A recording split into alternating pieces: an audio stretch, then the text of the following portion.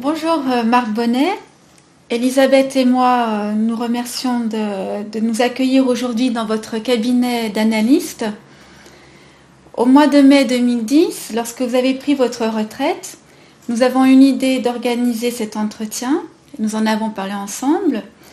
Finalement, c'est devenu un projet que nous avons construit à trois.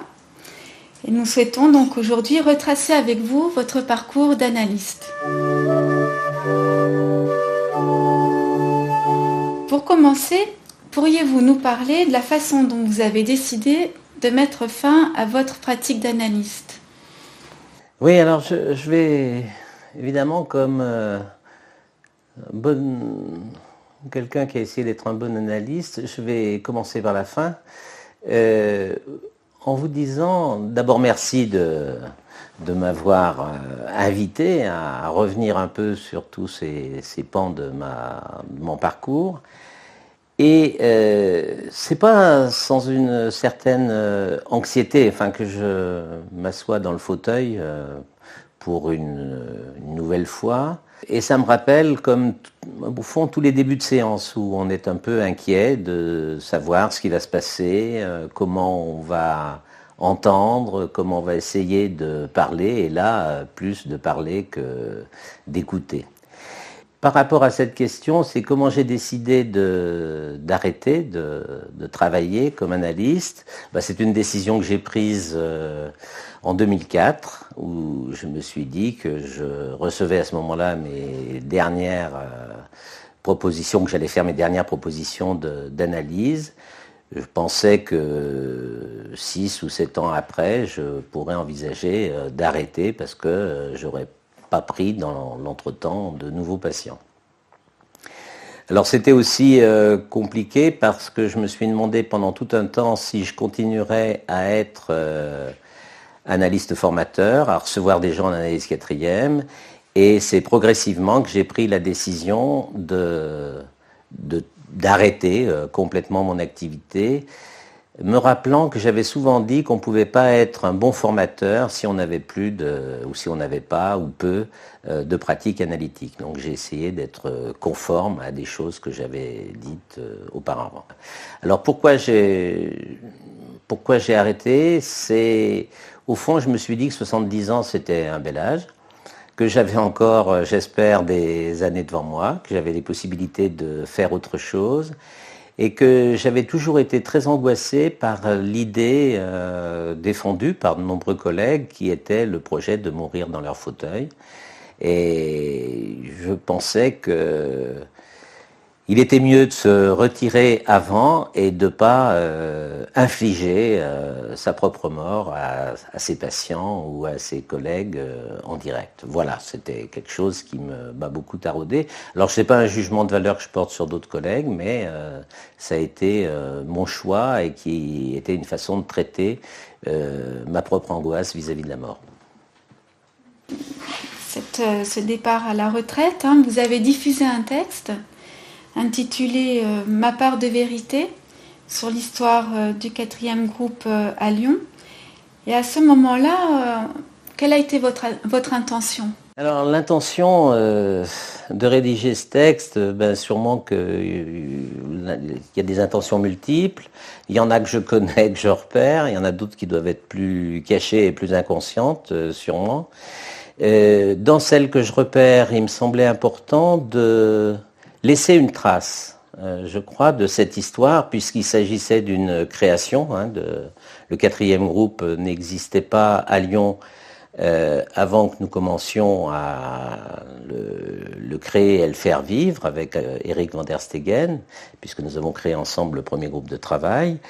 Et ce qui me paraissait intéressant 30 ans après, c'était de repérer quels ont été les acteurs de cette histoire et quelles ont été les réalisations que nous avons faites ensemble et aussi les difficultés, les conflits que nous avons rencontrés et comment nous les avons traités, ces conflits, comment nous avons essayé de les gérer, de les dépasser et de maintenir vivant le projet de faire vivre les activités du 4e groupe à Lyon.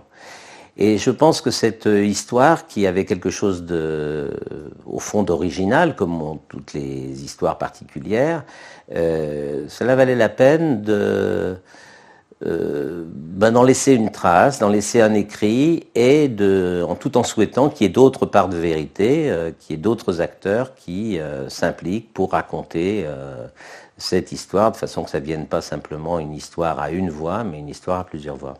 En même temps, dans ce texte, ce qui nous a intéressé aussi avec Elisabeth, c'est comment vous articulez votre parcours dans l'institution, c'est-à-dire des passages, des moments de votre engagement dans l'institution avec des moments aussi de votre vie personnelle, et notamment des moments de crise que vous avez pu rencontrer dans votre vie personnelle. Est-ce que vous pourriez revenir un petit peu sur là-dessus ? Bien que ça soit pas évident, mais ce qu'on peut dire, c'est que le sujet humain, le sujet psychique, il n'est pas découpé en tranches, c'est-à-dire qu'il y a des interactions entre la vie, disons, personnelle, la vie professionnelle et l'histoire, l'histoire telle qu'on l'a vécue, en particulier dans notre enfance ou dans notre adolescence, et puis telle qu'on la vit engagée dans une pratique professionnelle, et dans une pratique professionnelle particulière qui est celle de l'analyse, c'est-à-dire qui a toujours référence avec des éléments préconscients. Je dirais préconscients plus qu'inconscients, c'est-à-dire des choses qui deviennent au préconscient et qui peuvent être traitées. Donc c'est évident que la vie d'un être humain, elle n'est pas coupée en tranches, elle n'est pas découpée avec des cloisons bien séparées, et qu'il y a des moments, des temps, des espaces de glissement entre la vie personnelle, la vie professionnelle, des moments de crise que l'on traverse, des moments d'impasse que l'on peut vivre à des niveaux personnels, professionnels. Il peut y avoir des moments où, quand même, dans la pratique analytique, on ne sait plus bien, au moins avec certains patients, où on est, où on va, et même qui on est. Donc il y a des problèmes de questionnement identitaire, je crois, très, très importants. Et en particulier, l'institution et le rapport entre analystes n'est pas simple, et il y a des moments de crise, voire des moments d'effondrement, voire des moments de repli sur soi.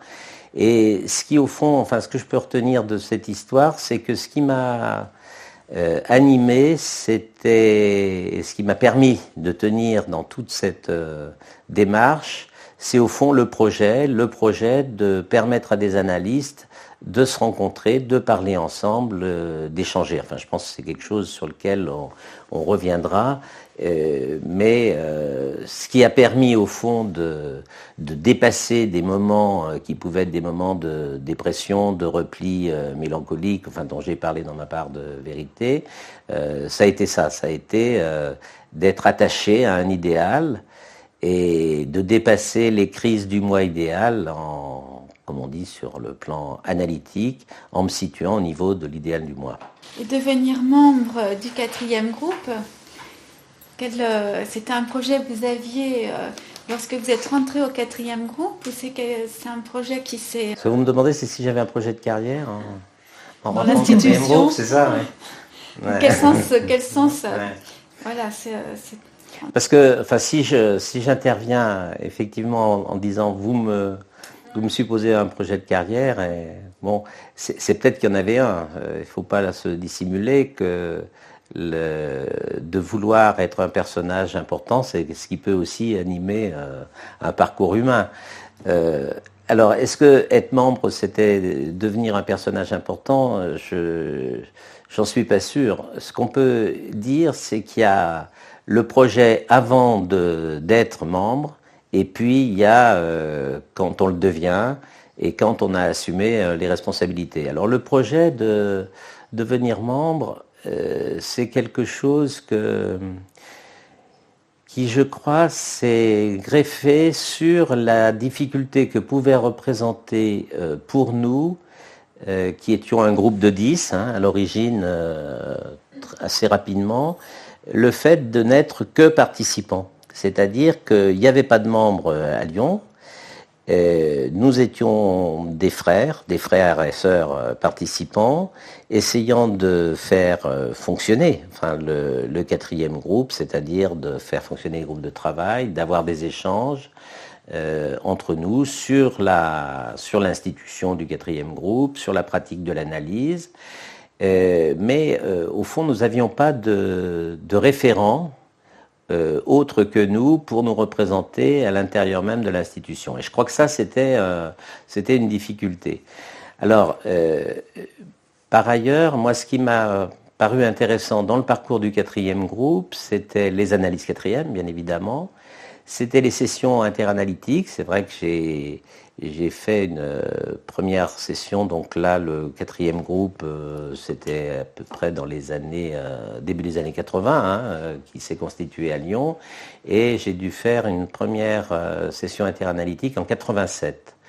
C'est-à-dire que, et ça a été déterminant pour moi, pour m'inscrire dans cette partie du parcours de formation que sont les sessions interanalytiques. Vous savez qu'un certain nombre de membres font des analyses quatrièmes, 2 analyses quatrièmes, et puis ensuite, il y a beaucoup de participants qui s'arrêtent à ce moment-là et qui ne s'engagent pas dans la pratique des sessions interanalytiques. Or, les sessions interanalytiques, la première session que j'ai faite, j'ai trouvé ça extrêmement intéressant. D'abord, parce que ça aurait pu m'arrêter complètement dans la suite de mon parcours. Mais ce que j'ai trouvé, c'était une possibilité de vraiment rentrer en dialogue, et en dialogue conflictuel, avec des gens qui ne partageaient pas le même point de vue que moi et qui n'étaient pas mes frères lyonnais, mes frères et sœurs lyonnais. Donc ça a été vraiment important pour que je me mette en travail de recherche plus actif et pour continuer ces sessions jusqu'à la session d'habilitation. Alors ce que je voudrais dire, je ne sais pas si je le dis dans ma part de vérité, je ne m'en rappelle plus, mais si sûrement, c'est que le travail que j'ai présenté à la session d'habilitation, c'était être analyste du quatrième groupe par défaut ou par excès. C'est-à-dire que j'essayais de repérer quelles étaient les 2 images types, pourrait-on dire, d'un analyste qui aurait fait tout son parcours dans le quatrième groupe, ce qui est mon cas.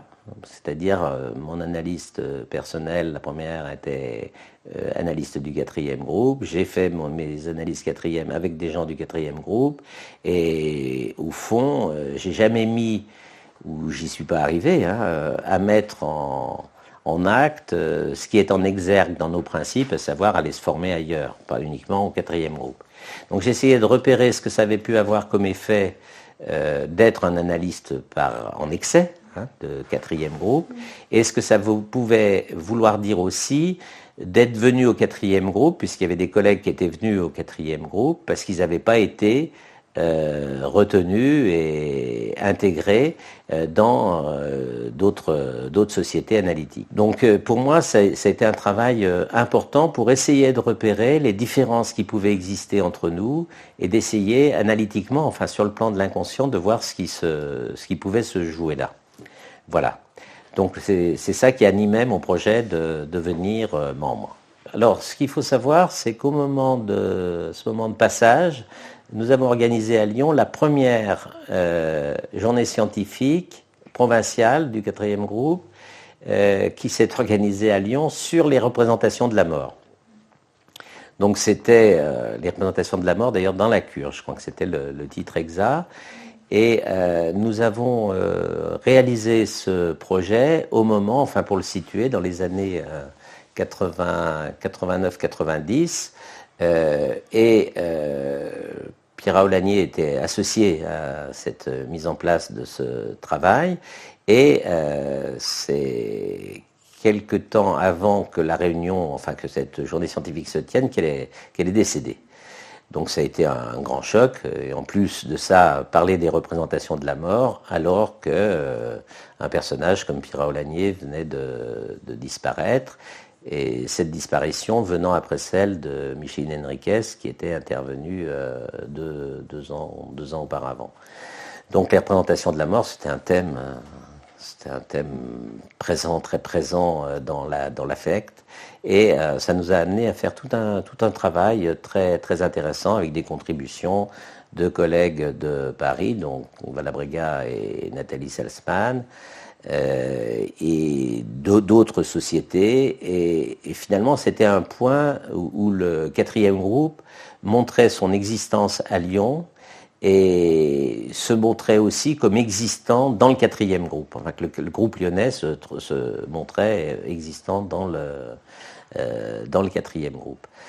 Alors, effectivement, ceci coïncidant à peu près avec mon habilitation comme membre, ça m'a amené à un vacillement très, très important et à une remise en question très importante. C'est-à-dire que c'est un peu le syndrome d'être au sommet de l'échelle ou au sommet de la montagne, en sachant pas si on va redescendre par une voie normale ou si on va sauter directement en bas.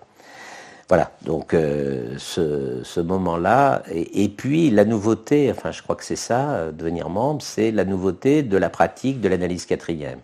Et ça, c'était aussi quelque chose de nouveau. Je devenais un superviseur qui n'avait pas le titre de superviseur. Des gens venaient me raconter l'histoire de leurs patients avec beaucoup de civilité, de me considérant comme un maître, comme un magicien, comme un gourou, etc. Et c'était important de ne pas s'y laisser prendre et de ne pas se laisser prendre à cela pour leur permettre de parler vraiment de ce qu'ils faisaient en tant qu'analystes et de devenir à leur tour analystes.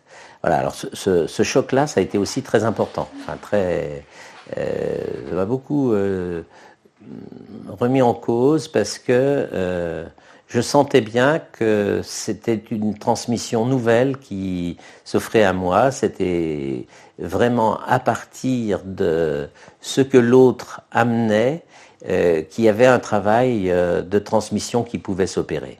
C'était pas une transmission de savoir, hein, c'était vraiment écouter aussi ce que l'autre faisait et lui permettre de vraiment parler de ce qu'il faisait dans sa pratique de la cure.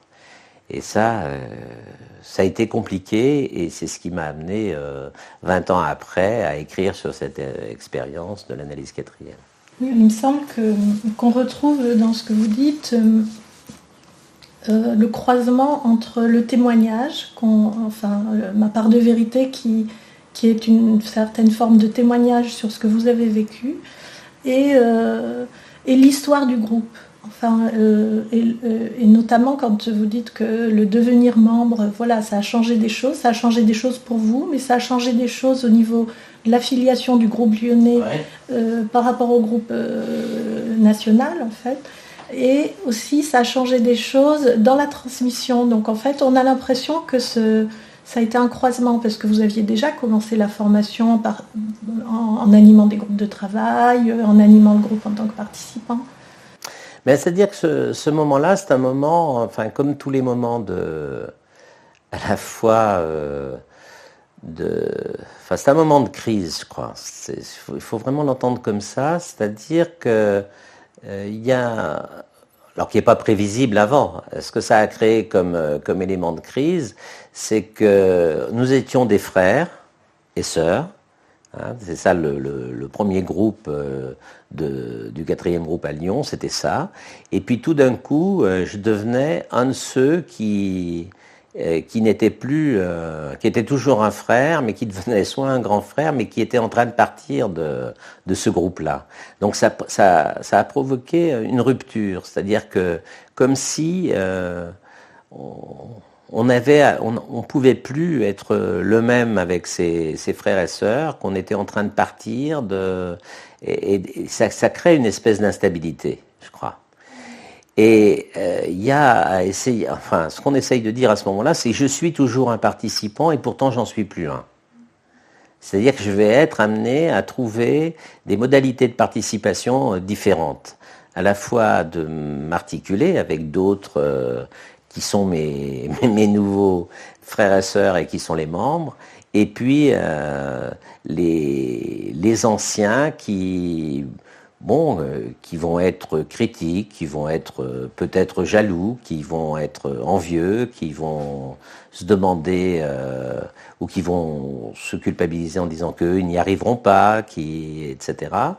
Et puis, soi-même, enfin moi, à ce moment-là, j'ai trouvé vraiment qu'un certain nombre qui étaient de ses frères et sœurs, qui étaient aussi des amis, ne jouaient pas le jeu, ne suivaient pas, ne poursuivaient pas vers l'habilitation, ne venaient pas m'épauler, que je me retrouvais tout seul, jusqu'à l'habilitation d'un second analyste qui était Guy Roger, et où là, il y a aussi eu un remaniement, c'est-à-dire une obligation de travailler ensemble pour faire fonctionner ce groupe, et donc le groupe de base des frères et sœurs éclatait et c'était plus à l'identique.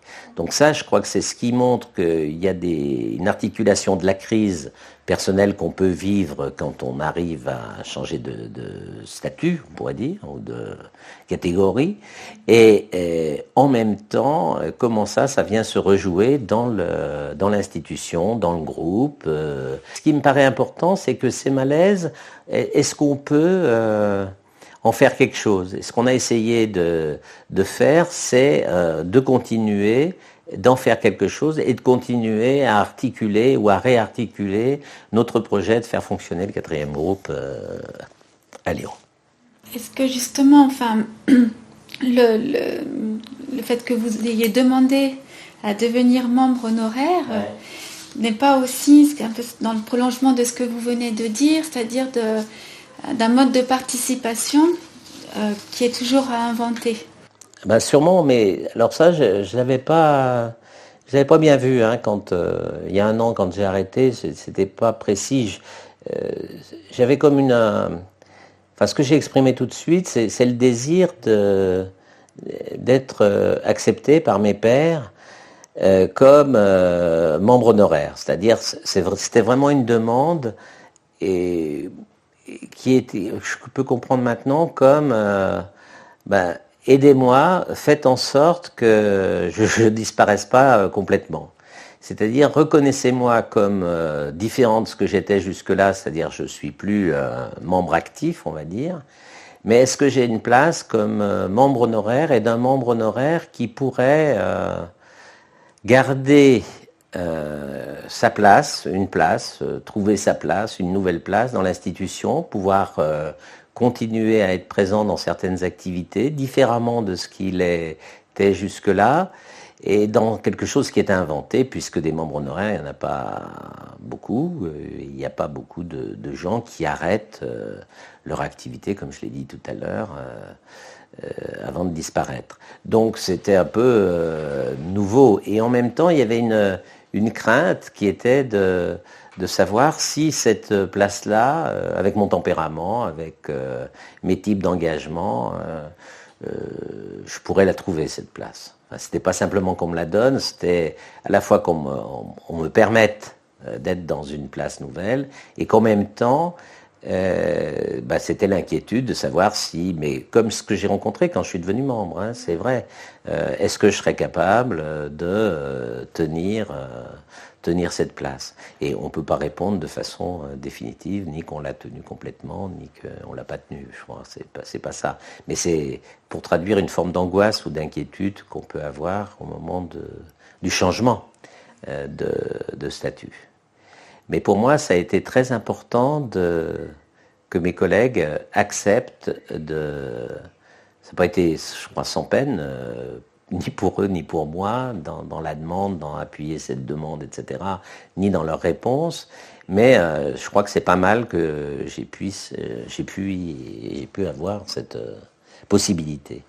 Alors, lorsque nous lisons vos articles, les textes que vous avez pu écrire, nous repérons l'importance qu'ont pu avoir pour vous des rencontres durant votre parcours avec certains analystes. alors tels que Pierre Aulagnier, Jean-Paul Valabrega, Nathalie Sassman. Peut-être qu'il y en a d'autres aussi dont on n'a pas cité les noms là, mais est-ce qu'on veut parler de liens de filiation avec ces analystes-là? Quel sens ont pu prendre pour vous ces rencontres? Qu'est-ce qu'elles ont pu vous apporter? Ce qui me paraît tout à fait pertinent dans ce que vous relevez, c'est que, ce qui peut apparaître dans les articles au niveau des citations et des références, ce qui est pour moi important, c'est au moins ces 3 personnes, plus, moi je pense à Henry Green, qui est quelqu'un qui a été important pour moi, il y en a sûrement d'autres, mais disons ces 4 personnes, c'est vraiment des gens que j'ai rencontrés, que j'ai eu la chance, je crois, de rencontrer, pas simplement dans leurs écrits.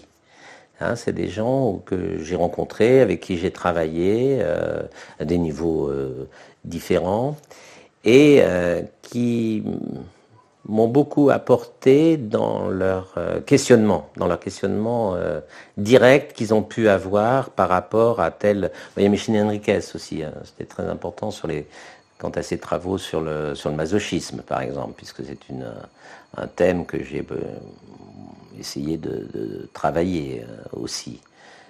Alors toutes les questions de l'archaïque, les différentes conceptions de l'archaïque, et chez Pierre Aulagnier ou chez Valabrega, la critique de la notion d'archaïque par Nathalie Salzman, c'est toute l'articulation aux problématiques du mythe ou aux problématiques du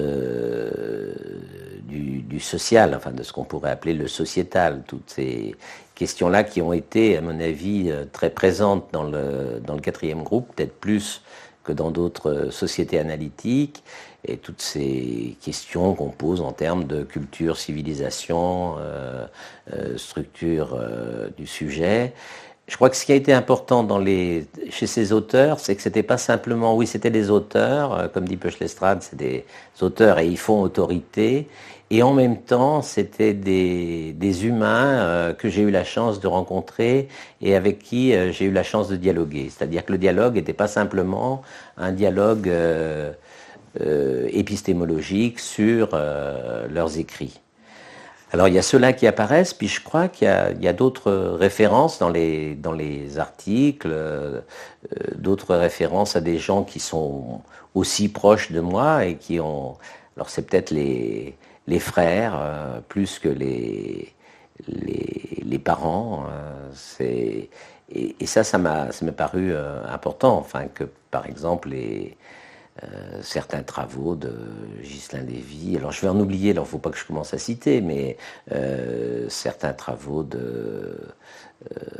encore plus proches de nous, comme ceux de Peuch-Lestrade, c'est des choses qui animent la vie intellectuelle d'un analyste, puisque c'est des gens entre lesquels on échange des articles, des choses qui sont en cours d'élaboration, et où, alors ce qui a été possible aussi avec Nathalie Salzman, avec Valabrega, avec Pierre Aulagnier, avec Micheline Henriquez, c'est-à-dire c'était des gens qui étaient très sensibles au fait qu'on leur envoie un article, même qui était en cours d'élaboration ou en ébauche, et qui pouvait donner un avis. Et un avis qui allait toujours, enfin moi ce que j'ai trouvé au 4e groupe, c'est ça, c'est-à-dire qu'elle est plutôt dans le sens d'un encouragement plutôt que d'un jugement définitif en disant publiable ou non publiable. C'était vraiment, par exemple, quand on envoyait un article à Pierre Aulagnier, quand elle était responsable de Topic, c'était ça, il y avait un échange. Et c'est ce qu'on a trouvé, moi c'est toujours ce que j'ai trouvé d'ailleurs par la suite dans, faut citer la revue Topic, comme une revue qui nous a permis à nombre d'analystes de pouvoir publier, et de pouvoir publier relativement facilement. Et je crois que ça c'est important et que c'est quelque chose à maintenir, enfin dans la possibilité de permettre à des jeunes analystes d'être publiés. dans les noms que vous avez cités, je pense à René Caès aussi. Oui, oui. René Caès a fait partie des frères de la première équipe lyonnaise du 4e groupe. Et un frère, j'allais dire, un frère éminent, qui par ses travaux, d'une part, mais aussi par sa pertinence dans notre groupe, a sûrement permis que nous tenions, je crois. On peut dire merci à René parce que c'est même si lui aussi, moi je me suis toujours demandé pourquoi il n'était pas analyste membre du 4e groupe, donc je le dis là et c'est un regret, mais c'est sûrement quelqu'un qui a beaucoup aidé par sa façon de poser les questions, de les poser entre l'individu et le groupe, entre le groupe et la société, qui nous a beaucoup aidé, oui, bien sûr.